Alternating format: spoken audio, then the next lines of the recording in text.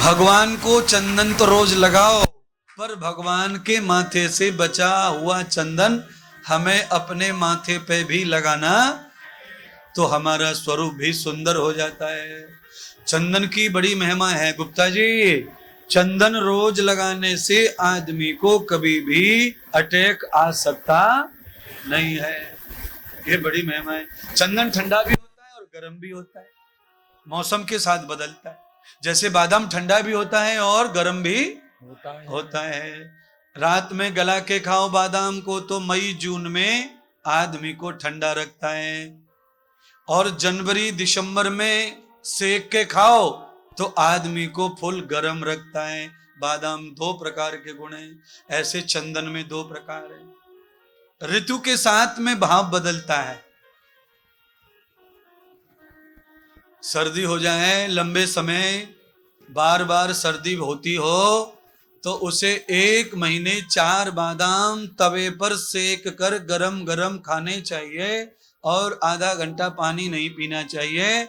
उसको फिर कभी सर्दी होने वाली परमानेंट सर्दी खत्म हो जाती है। अच्छा, कई लोगों को सर्दी कैसी होती है? पानी बदला हो गई, पानी बदला हो गई, रोज सर्दी, 8-8 दिन में पानी बदले सर्दी हो जाए, क्योंकि इम्यूनिटी वीक है। जिनकी इम्यूनिटी वीक होती है उनको प्रकृति की सहन होती नहीं। तो चलिए, कथा में ये भी प्रचार हो गया बादाम का, चंदन का। पानी में गला के बादाम को पी लीजिए। आप पीते होंगे, पहले ठंडाई बनती थी, अब तो नहीं बनती।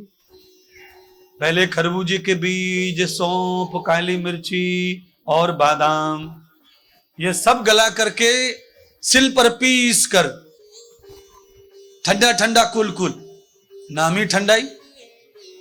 अब तो बोतल में बंद ठंडाई पी रहे हैं सब। ये ध्यान रखो, बोतल वाली ठंडाई में बिल्कुल भी ठंडक नहीं है। उसमें तो बर्फ डालनी पड़ती है, बर्फ। सिलवटना की जो ठंडाई थी उसमें बर्फ नहीं डालनी पड़ती, पहले बर्फ थी नहीं, फ्रिज ही नहीं थे, तो बर्फ कहां से लाएंगे? मटके के पानी से ठंडा ठंडा कर देती थी पूरे पेट को। तो भगवान आपको अकल देवे, और अप्रैल मई जून 3 महीने डट के ठंडाई पिलावे। और जैसे ही नवंबर दिसंबर जनवरी आ जाए तो गर्म दूध में बादाम डालकर पीस कर पियो, फिर गर्मी पैदा हो जाएगी, फिर ठंडी लगने वाली नहीं। अच्छा, लोग मुझे खूब पूछते, महाराज आप जनवरी में आप इन्हीं कपड़े में रहते, महाराज आप क्यों नहीं पहनते स्वेटर? अरे स्वेटर की जरूरत क्या है? अच्छा बोलो, आप ही बताओ, भैंस स्वेटर पहनती है, बकरी? अब हमें इंद्रदेव बताओ, बकरी तक स्वेटर पहन नहीं रही है। बोलो, चिड़िया कितनी ठंड में रहती है पेड़ पे, चिड़िया क्या स्वेटर पहन रही है? तो अकल होना इंसान को है। चिड़िया पक्षी जिनकी टांगे ऐसी हैं वो तक नहीं पहन रहे स्वेटर, और ये 2.5 कुंटल का स्वेटर पहन के मरा जा रहा है। बोलो, स्वेटर जर्सी क्यों पहनना चाहिए? है जिनकी इम्यूनिटी वीक होती है उनको वस्त्र आदि मौसम के हिसाब से पहनने पड़ते हैं। जो अपने शरीर को ही वस्त्र मानते हैं उनको अलग से कोई सुविधा ज्यादा जुटाने की जरूरत नहीं पड़ती है। आप कहेंगे माने कैसे, ये तो शरीर, तो भगवान कृष्ण गीता में शरीर को ही वस्त्र कहते हैं। वासांस जीर्णानि यथा विहाय। हे अर्जुन, भीष्म के मरने का शोक मत करो, भीष्म के मरने का शोक मत करो, क्योंकि भीष्म कभी नहीं मर सकते। उन्होंने अपना पुराना वस्त्र उतार कर रख दिया है और नया वस्त्र धारण कर रहे हैं। इसीलिए ये जो शरीर है यही वस्त्र है हमारा, इसको ऐसा बना लो कि हर मौसम में ये तुम्हारा साथ दे। और सुनिए ना एक और बात, शरीर की खूबी देखो, जैसे पसीना निकलता है मई जून में, गर्मी में शरीर ठंडा हो जाता है, और जैसे जनवरी में दांत बचते हैं पर शरीर गर्म रहता है। दांत बज रहे और शरीर घर में अंदर हाथ डाल के देखो,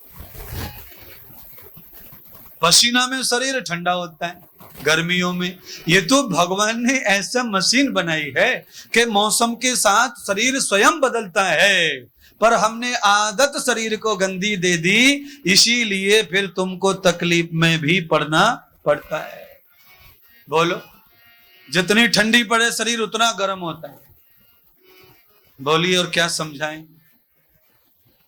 फिर डरने की क्या बात है। इसीलिए सुबह रोज व्यायाम कीजिए, आधा घंटा रोज। खाना मिले न मिले पर डंड जरूर लगनी।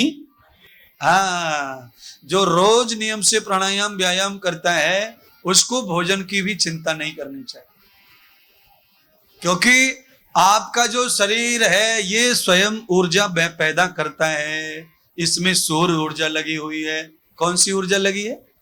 हाँ, आपको कहीं से तार डालने की जरूरत नहीं है, बॉडी स्वयं ही बनाती है, बॉडी अपने आप है। अच्छा बोलो, अगर बॉडी नहीं बनाती तो एंटीबॉडी कैसे हो जाती कोरोना के लिए? कैसे होगी बताओ? कोरोना आया, चला गया, बॉडी पहलवान हो गई, साला दोबारा आ जाए तो फोड़ के धर देगी कोरोना को, ऐसी हो गई है। तो ये अपने आप तैयार करते हैं। परमात्मा ने चारों तरफ से तुम्हारी रक्षा की हुई है, पर तुम बदमाश हो गए हो, आदत खराब कर ली है शरीर की, बिगाड़ के धर दी हो शरीर। खाने पीने सोने जगने की आदत ऐसी बुरी कर ली है कि शरीर में कोई क्षमता बची नहीं बची है।